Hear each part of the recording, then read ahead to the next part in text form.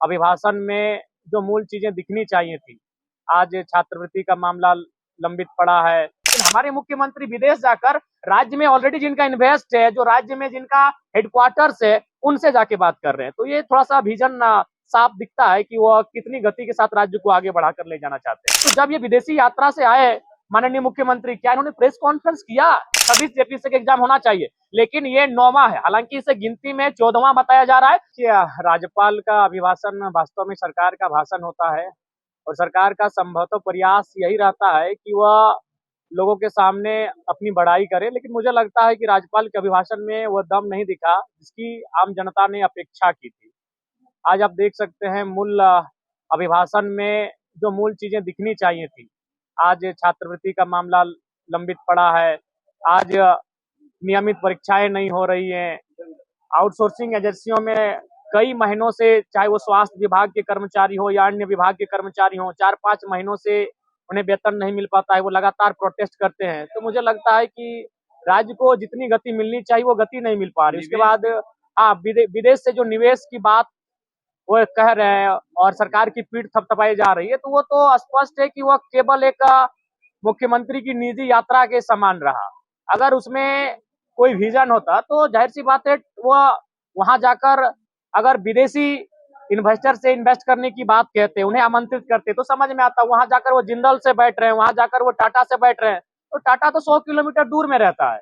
तो अगर हम विदेश जाकर वहां भी जाकर अगर टाटा से बैठे, जिंदल से बैठे, वहां जाकर रुंगटा से बैठे, तो फिर विदेश जाने का कोई औचित्य नहीं था। वहां जाकर हमें जिस प्रकार तमिलनाडु के मुख्यमंत्री विदेश गए, वह रॉयल रॉयस से बात करके आए, वह जुकरबर्ग से बात करके आए, वो विदेशी इन्वेस्टर से बात करके आ रहे हैं, उनको अपने राज्य में आमंत्रित कर रहे हैं। लेकिन हमारे मुख्यमंत्री विदेश जाकर राज्य में ऑलरेडी जिनका इन्वेस्ट है, जो राज्य में जिनका हेडक्वार्टर्स है, उनसे जाके बात कर रहे हैं। तो ये थोड़ा सा विजन साफ दिखता है कि वो कितनी गति के साथ राज्य को आगे बढ़ाकर ले जाना चाहते हैं। 4 महीना पहले, हमें लगता है जून के महीने में भी 4-5 महीना पहले वो विदेश की यात्रा पर गए थे, तो वहां उनका एक प्रेस कॉन्फ्रेंस होना चाहिए था। जब इस देश के प्रधानमंत्री मनमोहन सिंह विदेशी यात्रा पर जाते थे, वो एयरपोर्ट पर आते थे और प्रेस कॉन्फ्रेंस करते थे। तो जब ये विदेशी यात्रा से आए माननीय मुख्यमंत्री, क्या इन्होंने प्रेस कॉन्फ्रेंस किया? क्या इन्होंने बताया कि विदेश की यात्रा का इनका क्या उद्देश्य था? तो मुझे लगता है कि संतोषजनक नहीं है जो राज्यपाल का अभिभाषण रहा। नहीं तो आप अभी गए थे, हमारे आप ही के बीच से एक भाई गए थे, पत्रकार। जो वक्तव्य दिया था, हाँ नहीं ठीक है, नहीं हम नहीं, फिर उसको हमने तुरंत, लेकिन जो विधायकों को सामान मिलता है वो भी ले रहे हैं। नहीं उसको तो हमने चिट्ठी लिखकर दे दिया है और सामान हमने वितरण कर दिया था। देखिए आपको फिर बता रहे, हम नहीं लेने से जाहिर सी बात है वो तो या तो बंगला बंद होता या तो फिर उनका कोई सहयोग लेता। आप अभी चले जाए। मैं सभी पत्रकार बंधुओं से कहूंगा, जब सेशन चलेगा आप मेरे बंगले से होकर आइए, वहां सामान्य लोग गए हैं। और यही नहीं, मैंने कोई विधायक का प्रोटोकॉल नहीं, वो हमारे शयन कक्ष तक, वो हमारे तमाम कक्षों में जाकर आप जाकर देख लीजिए, आम लोग जाकर वहां भी बैठे हैं, वहां मैंने आके ठहरे हुए हैं, रुके हुए हैं। तो कम से कम एक बंगला ऐसा हुआ जो आम जनता जिनके और विधायक के रांची आवास में कई दूरी होती थी, उसको मैंने पार्ट ट्रैक काम किया, उसमें लोग रहेंगे। हम तो 15 दिन में एक बार आएंगे, बस मेरे नाम से है विधिवत, वो खाली एक प्रोटोकॉल मेरे नाम से, बाकी वहां आम जनता रह रही है। आज से आप जाके, अभी से आप जाके देख सकते हैं, आप चेक कर सकते हैं। नहीं डुमरी नहीं, झारखंड, डुमरी नहीं।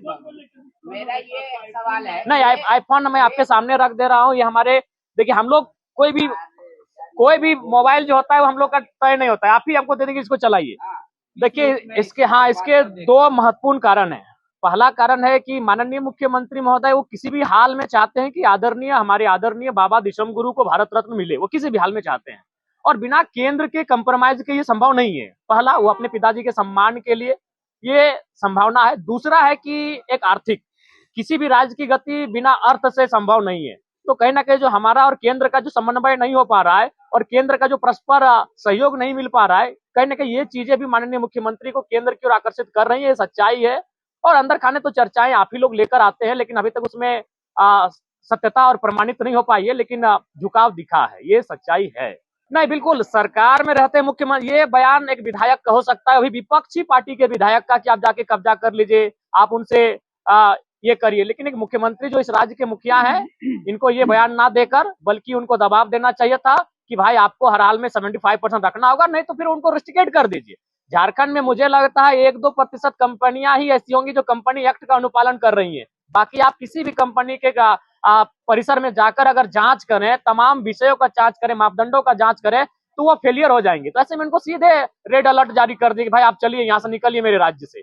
बहुत सारी उनको शिकायतें हैं, लेकिन मुख्यमंत्री केवल भाषणों में ऐसा कह रहे हैं। मैंने तो कहा कि हम लोग आपके साथ खड़े हैं, हम लोग आपके साथ खड़े हैं निजी कंपनियों के मामले में, क्योंकि झारखंड अलग राज्य की लड़ाई में एक कंपनियों के द्वारा जो उत्पीड़न था वो भी एक महत्वपूर्ण कारण था, और उसी की उपज थे कॉमरेड ए के राय, जो मजदूर नेता थे, जो एक मैंने कह सकते हैं एक इंजीनियर थे। तो बिल्कुल एक कंपनियों का भी बहुत बड़ा योगदान रहा है, उनका उत्पीड़न, उनका शोषण, उनके द्वारा मजदूरों का शोषण भी एक बहुत बड़ा योगदान रहा है झारखंड अलग राज्य की क्रांति में।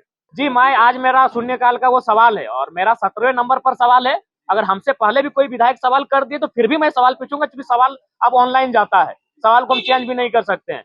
जेपीएससी में बिल्कुल ये उचित नहीं है। इसलिए उचित नहीं है कि जेपीएससी का मतलब होता है एक साल में एक एग्जाम। आज हम 2026 में है, उसके हिसाब से कम झारखंड में 26 जेपीएससी के एग्जाम होना चाहिए, लेकिन ये 9वां है। हालांकि इसे गिनती में 14वां बताया जा रहा है, क्योंकि 7वां से 10वां और 11वां से 13वां एक साथ लिया गया था। लेकिन अगर कैलेंडर ईयर की बात करें तो ये मात्र 9वां एग्जाम है। तो इसलिए मेरे हिसाब से अगर इससे पहले का जो जेपीएससी एग्जाम था उसका जो अधिकतम एज का जो कट ऑफ था वह 2017 था, तो चूंकि आप उसके बाद ये एग्जाम ले रहे हैं तो 2018 होना चाहिए। और मैं सरकार से भी सदन के माध्यम से मांग करूंगा कि जेपीएससी की जो 2026 की परीक्षा ली जाएगी विज्ञापन संख्या 1/2026 के माध्यम से, उसमें अधिकतम आयु का जो कट ऑफ हो वह 1 अगस्त 2018 हो। लाइव लगातार के वीडियो को लाइक करें, सब्सक्राइब करें और बेल आइकन को दबाना न भूलें।